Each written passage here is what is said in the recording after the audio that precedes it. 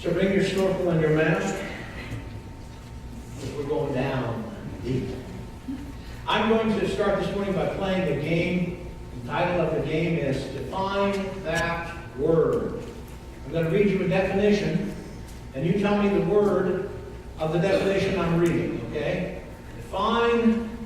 Guess the word. That's the word. That's what I wrote. Guess the word. All right, here's the definition. A period of paid leave granted to a university teacher or other worker for study or travel, traditionally 1 year for every 7 years worked. What's the word? Sabbatical. Very good. Very good. What is the root word from which we get the word sabbatical? Sabbath. Can anyone give me the Jewish definition of the word Sabbath? A day of weekly repose from secular avocations. What's an avocation? It's a job. It's what you do for a living. All right? All right, here's Webster's definition. A rest from work or a break from one's occupation. All right? We're going to come back to that. Hang on to that information. And let's read the basis for the scripture basis for today's message. All right? And it's Luke chapter 6, verses 1 through 5. Now it happened that he was passing through some grain fields on a Sabbath, and his disciples were picking the heads of the grain, rubbing them in their hands, and eating the grain. But some of the Pharisees said, "Why do you do what is not lawful on the Sabbath?" And Jesus answering them said, "Have you not even read when David did what? When he was hungry, he and those who were with him, how he entered the house of God and took and ate the consecrated bread, which is not lawful for any to eat except the priests alone. And he gave it to his companions. And he was saying to them, the Son of Man is Lord of the Sabbath." The word of God for the people of God. Amen. So in essence, Jesus is saying, you're picking at my guys for eating a little grain off the stalk in the field, and you forgot that David went into the sacred place and ate the sacred bread? Now, it so happens on this particular Sabbath day, Jesus and his disciples are walking along and they are hungry, and they come to a field and they pick a few heads of grain, and they rub those heads in between their hands. If we were to read the King James version of this verse, it would say they picked heads of corn and rubbed them between their hands. And of course, being Indianians, when you think of corn, you think of the yellow stuff, right? But in first century Jewish culture, corn was that thing pictured on the front cover of the bulletin. As we came and I rode our bike around yesterday, we found wheat fields everywhere in the southern part of Indiana. Not quite like Kansas, but still, there were a lot of wheat fields. And that's what they're talking about when they talk about corn. Right? Now we need to understand that what Jesus did was not illegal. It wasn't unethical. It wasn't immoral. In point of fact, Jewish custom and Jewish law said it was okay for wandering teachers, philosophers, to take the grain from the occasional field to eat. We get that from, we know that from Deuteronomy 23:25, which says, "When you come into your neighbor's standing grain, then you may pluck the ears with your hand, but you shall not move a sickle into your neighbor's standing grain." So the point being, if you're hungry in that day and you walk by a field and there was food there to eat, you were allowed to eat what you needed to survive. Jesus didn't break any laws. He didn't trespass. He didn't steal. It wasn't illegal, unethical. So what is the Pharisees' problem with what he did? It wasn't what they did. It was when they did it. I also need to point out, just because I love this kind of minutia, the Pharisees weren't out there in the field with them. And we know that because if the Pharisees had been out there in the field with them, they themselves would have broken the Sabbath.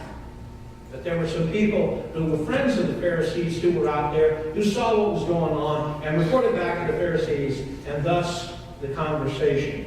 Why do you do what is not lawful on the Sabbath? Why do you do what is not lawful on the Sabbath? Well, where do we get our notion of what you should or should not do on the Sabbath? Anybody know? Out of the Bible. What section of the Bible? I'm sorry? Old Testament, Exodus chapter 20, which contains the Ten Commandments. May I have the proper verse up there? 28. I'm sorry, 28. Right? Remember the Sabbath day to keep it holy. 6 days shall you labor and do all your work, but the seventh day is the Sabbath of the Lord our God. In it you shall not do any work. Not you, nor your son, nor your daughter, your male servant, your female servant, which would be your wife, your cattle, I'm sorry, I just slipped out. Your sojourner who stays with you. For in the 6 days the Lord made the heavens and the earth, the sea and all that is in them, and rested on the seventh day. Therefore the Lord blessed the Sabbath day and made it holy. The topic of the day is the Sabbath. And specifically, do you and I have to pay any attention to the Sabbath? Or more specifically, do we have to obey the fourth commandment? I put that as pithily as I could in the sermon title, Sundays, His or Ours? Ours or God's, I think is what I said. Now, let's say, for the sake of argument, that to get to heaven, you and I have to strictly obey the fourth commandment. All right? We're going to start in, and we're going to go with that to start with. Okay, so the first thing we've got to do, if we're going to strictly obey the fourth commandment, and our salvation depends on that, we've got to come to an understanding of what it means to labor and work. So, I would like some examples of anything that you think might fit the definition of labor or work on the Sabbath that we should not do. Anybody? Mow the grass. All right? I'm sorry? Cooking. All right? What else?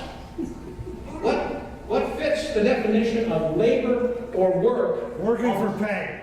Work for pay is the correct answer. Where'd that come from? That's the correct answer. All right? Work for pay is the actual definition. Yes, sir? Going to school. Going to school. Right? Age-appropriate answer. Right along, brother. Right on. Well, most of the people didn't do things for, let's rephrase that. There weren't that many craftsmen, there weren't that many tradesmen, there weren't any servicemen in the first century. Most people raised their own food and they raised their own livestock and such. So they had a broader definition than working for money. But I agree that's the 21st century understanding of it. In the beginning, Moses said, we're all going to rest, period. And so everybody rested. And that was it. Nobody did nothing on Sabbath. But then as the years went by, and hundreds of years went by, they began to wonder, well, can I cook on Sunday? Can I mow the grass on Sunday? Can I do this? Can I do that? And the scribes came along and they said, well, I'll tell you what, we'll figure it out for you and we'll write it down. Right? Now, if you're a good Jew today, and you want to obey the fourth commandment, I'm not joking, you can look it up. According to Jewish law, there are 39 major categories of things that you cannot do on the Sabbath. And then under those 39 are hundreds of additional clarifications of what you cannot do. Just for fun, I thought I'd read the 39 categories. Okay? Now, if we're going to obey the fourth commandment, and this is why we're going to get to heaven, these are the things you cannot do. You cannot sow the ground, plow, reap, gather into sheaves, thresh, winnow, cleanse, grind, sift, knead bread, bake anything, shear wool, wash wool, beat wool, dye wool, spin wool, make a warp, make two cords, weave two threads, separate two threads, make a knot, untie a knot, going to be a lot of shoes falling on, You cannot catch a deer, kill a deer, skin a deer, salt a deer, prepare a hide. This was very bothersome to my group in West Virginia. Stripping off the hair. You cannot write 2 or more letters of the alphabet, so we're good there. You cannot make a fire, extinguish a fire. You cannot hit anything with a hammer. You cannot carry anything from one property to another. So when you come to church, no purses, no glasses, no. And even those got to be too general, and the people ask for clarification, and there's more clarification. If you were to read the set of rules of how to obey the Sabbath, I'm not joking, there would be a pile of 8.5, 11 sheets of paper this much. So do you and I have to pay any attention to that, or is that just phooey? What are you and I supposed to do with the 4th commandment? Remember the Sabbath day and keep it holy. 6 days shall you labor and do your hour of work, but the 7th day is a Sabbath unto the Lord. Well, I thought about this and prayed about this, and I think there's 3 ways that we can answer the question, what do you and I do with the 4th commandment? Number 1 is strictly obey it. Number 2 is totally ignore it. And number 3 is find somewhere in between those 2. And so we're going to take a minute to look at each of those. How do you think we would do on strictly obeying the Sabbath? Right? What's the first problem with us strictly obeying the Sabbath? Anybody? I'm sorry? What's the first problem with strictly obeying the Sabbath? And we are set up for failure. What day of the week was the Jewish Sabbath? Saturday. That's right. What are you doing here? I was here yesterday waiting for you. If we're going to strictly obey the 4th commandment, the first problem is we don't meet on the Sabbath. I see a fundamental problem to strictly obeying this thing. I think that makes it impossible, but let's move on, okay? How many people in this room who still work have had to work at least one Saturday, one Sunday in the last month? Anybody who has had to work on a Sabbath or a Sunday in the last month, okay? All right? There are people who have to work on Sunday. Policemen, firemen, nurses, doctors, soldiers, waitresses, pastors. How can I stand here and preach that you need to strictly obey the 4th commandment, and you're paying me to stand here and tell you to strictly obey the 4th commandment? I can't. That's tough. What are we to do with the 4th commandment and being here every Sunday? I read a story this week about an old man who made up his mind about the Sabbath. He said he let everybody know that he was not about to waste his day off sitting in church every Sunday. He said, I've only been to church twice in my life. The first time they threw water on me. The second time they threw rice on me. His friend said, you'll be there one more time and they'll throw dirt on you. So he reached his conclusion about what to do about the Sabbath. But what are you and I going to do? I think it's impossible. And I found a letter that was written to Christianity Today, true story, letter written to Christianity Today, open letter to God, explaining why we cannot obey the 4th commandment. You ready for this? You might want to take notes. You see, God, it's like this. We could attend church more faithfully if your day came at some other time during the week. Because you've chosen a day that comes at the end of a very hard work week, and we're really tired out. Not only that, but a day following Saturday night. Saturday night is our only day to relax. And sometimes we don't get home from relaxing until 2 in the morning. And you know how difficult it is to get up early on Sunday morning after you've relaxed on Saturday night. And then, you know, the paper on Sunday is really thick. It's the biggest paper of the whole week. It takes a lot of time to read that paper. And I really enjoy my coffee while I read the paper. It's just not possible to get up in time, read the paper, and have breakfast, and still get to church on time, and I know that we should. But it's really your fault because you chose the wrong day. All right? I think that's perfectly justified why we can't be here on Sundays. Do you and I have to obey the fourth commandment? 3 options. Obey it strictly. We can't do that. We can't. That's not an option. All right? So what is our second option? Well, let's ignore it. Well, there's a problem with that. And the biggest problem I have with that is there it is in this Bible. There it is, in big, bold, black type. Okay? And so we're going to decide, well, we're going to be, that's okay to ignore that. Right? But how do you maintain the integrity of Scripture and say that, we're not going to pay attention to that? Oh, and there's a few other things that I don't really like. We won't pay attention to that, or that, or that. And where do you stop? So, can we ignore the fourth commandment? I don't think so. I think ignoring the fourth commandment is not an option. We can't obey it. We can't ignore it. It's pretty straightforward what he said. It's my day. I said honor it. It's a holy day. So now we've got to figure out, is there any ground in between that makes sense, that we can defend theologically, that actually can help us in our lives?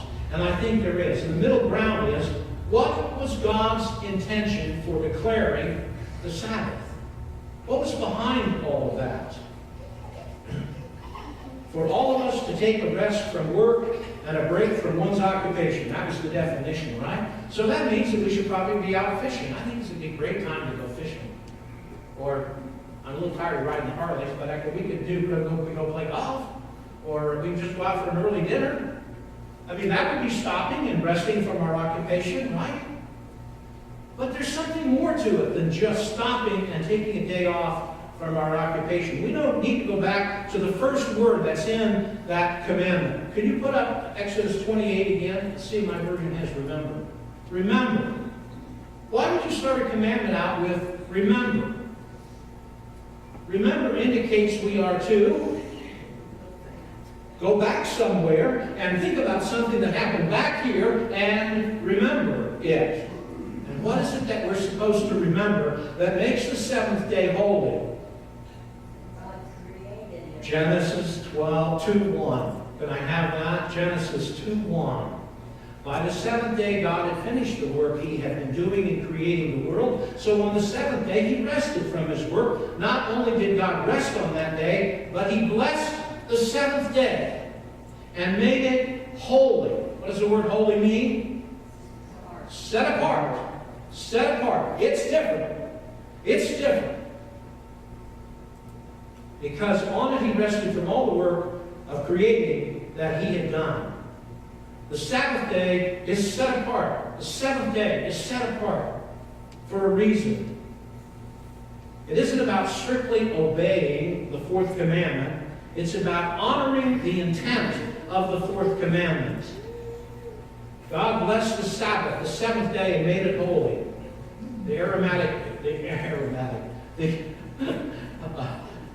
Now I can't say it. The word that is translated in our English Bibles as holy is set apart, made distinct.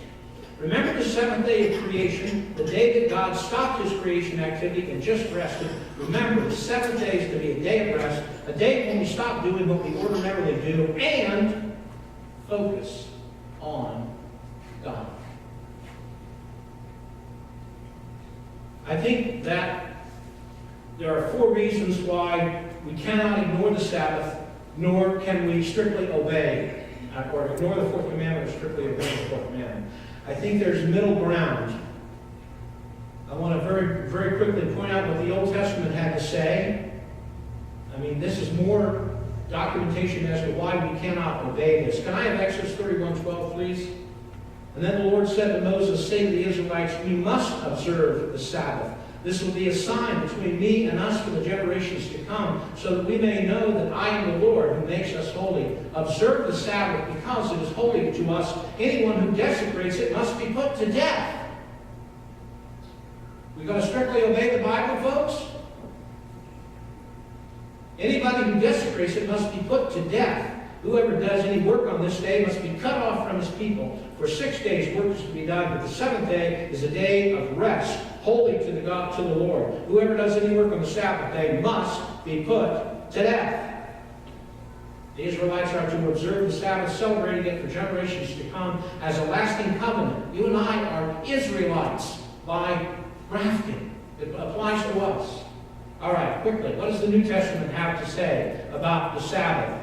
Remember the Sabbath day to keep it holy. Jesus said, or in Luke 4:16, we read, Jesus went to Nazareth where he had been brought up, and on the Sabbath day he went into the synagogue as was his custom. Meaning, on the Sabbath day, Jesus went to church. He did it, we should do it. And then the passage I read to open this morning in Hebrews about coming together to encourage each other. There are 4 reasons why we need to come together on the Sabbath and remember to keep it holy. Number 1, because God said so. He said, 1 day a week, stop it. 6 days. You get to do whatever you want to do. 6 days out of 7. And 1 day, the Lord God said, I want to be the most important thing of your day. That's number 1. God said it. This is a very important concept to grasp. I'm going to say it again. 6 out of every 7 days of life, God gave us the freedom to do whatever we want. But it says in Scripture, the 7th day belongs to me. Meaning, make me the most important, exciting event of the day. Doesn't mean you have to be in church all day. Doesn't mean you can't go fishing on Sunday. Doesn't mean you can't mow your yard on Sunday. The high point of the day needs to be with Him. That's number 1. Number 2, you need to rest. You and me, we need to rest. Physically, emotionally, mentally, spiritually. 6 days of labor. If you're one of those that works 60, 70 hours a week or more, or even 55, when the 7th day comes, take the day off. There's a point of declining returns and continuing to work and continuing to work and continuing to work. We are designed as human beings to need a day of rest, 1 day out of every 7. God, it says that God rested after the 7th or on the 7th day. He didn't need the rest. He was pointing out it's what we need to do. Little emotional activity, little physical activity, little mental activity. Now, in Kansas, we lived on almost, it's like 8/10 of an acre. And I was required to mow the church yard. The parsonage yard. And I don't mow for a living. I preach and teach and sit in a chair for hours and hours and hours. And so sometimes on Sunday afternoon, guess what I would do? Well, I would go mow the grass. You know why I would go mow the grass on Sundays? It's relaxing, right? And all week long, I can do this and do this and do this and do this, and I see no results whatsoever. When I mow the grass, looky there, there's a strip of grass that's mowed. Good! I feel like I accomplished something. So mowing the grass on Sunday afternoon was a way for me to rest and relax. Sometimes pray. Number 1, why should we pay any attention to the 4th commandment? Because God said so. Number 2, because you're designed for rest. You need rest. Whether you believe it or not, you do. And trust me, if you're 30 and you think you're invincible, when you get to be 60, you'll realize I should have rested a few more days. Can I get an amen to that? And the 3rd reason is for others. The passage I read from Hebrews said, don't forsake coming together to love each other and to encourage each other. Did it ever occur to you that coming to church on Sunday morning is not about you? Did it ever occur to you, did it ever stop and occur to you that you're not here, maybe, today, for you? It may be very well that you are traveling a path that you have successfully traveled, that somebody on the other side of the aisle is struggling and struggling and struggling. And if you went across the aisle and you said, hey, how you doing? Oh, man, I am. And you find out that they are traveling the same path that you're traveling, and you've done that, and you've reached the other side, you can be an encouragement to that person. You can help that person love. You can love that person. Some Sunday mornings, you're not here for you. Oh my stars, what kind of radical thinking is that? There are people, I guarantee you this morning, that there are people in this church who are struggling with something. I know for a fact, and I'll tell you how I know this, okay? I was in West Virginia, and I hadn't been there very long, and I was just getting my feet on the ground about how to do this full time, and an older lady said to me, "Please don't shake my hand, hug me." And I said, "Okay," but I asked why. Why do you want me to hug you? She said, "Because my husband died about 7 years ago, and my children live far away, and nobody ever hugs me." There are people in this room this morning who need your hug. That's part of why we're here. It's not all about you. There are people in this room who need to be prayed for. But how can you pray for them until you understand the pain that they're in? And how do you understand the pain that they're in? You go talk to them.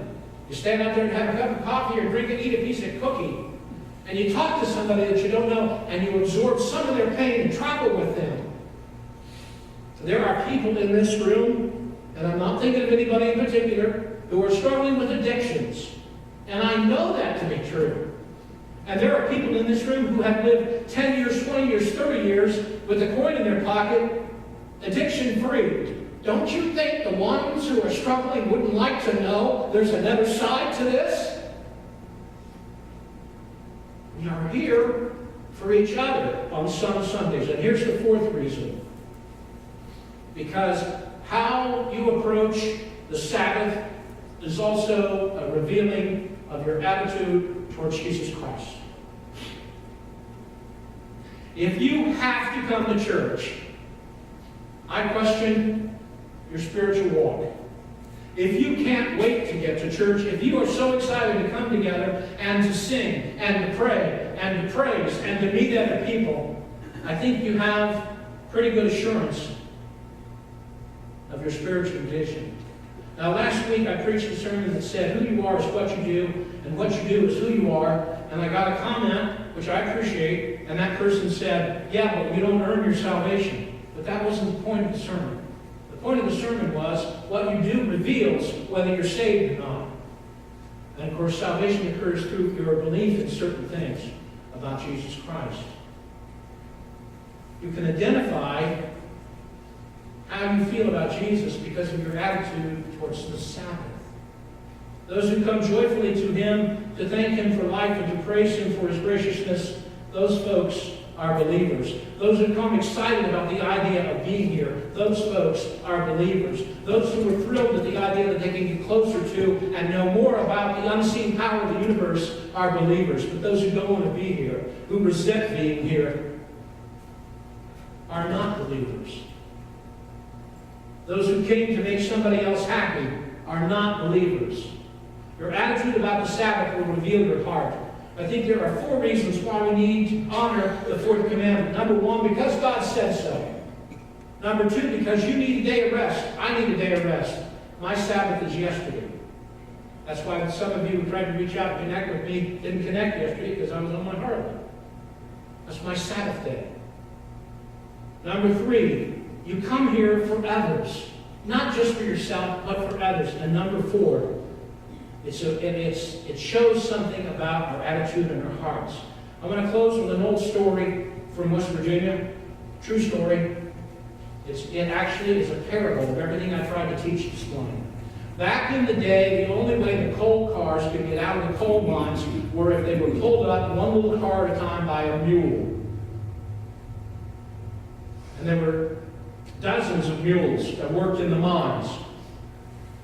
And a visitor came to visit the mine on Sunday, and there was very little activity going on, and there were a whole bunch of mules out in a pasture off to the side of the mine. And the visitor said, "Why don't you mine on Sundays?" And he said, "Well, the mules need a day of rest. If they spend 7 days continuously in the dark, they'll go blind. They need 1 day in the light to maintain their sight." Just for mules? Let's bow our heads. thank you for this message and for the clarity of it and the understanding. It's not about strictly obeying the Old Testament fourth commandment. It's about obeying the intent of the commandment, which is to set aside time to focus upon you. Let our time with you be the highlight of our day. Not that we have to be with you all day, or that we are restricted from doing other activities. But the focus of the day is the time we get to spend with our brothers and sisters in fellowship and in prayer and in worship with you. May we not forget that. The highlight of this day is our relationship with you. And may we be faithful to honoring and keeping holy the Sabbath. Father, be with us as we leave this house. We ask your blessings and protection. We ask these things in the name of Jesus Christ. Amen. You are free to go.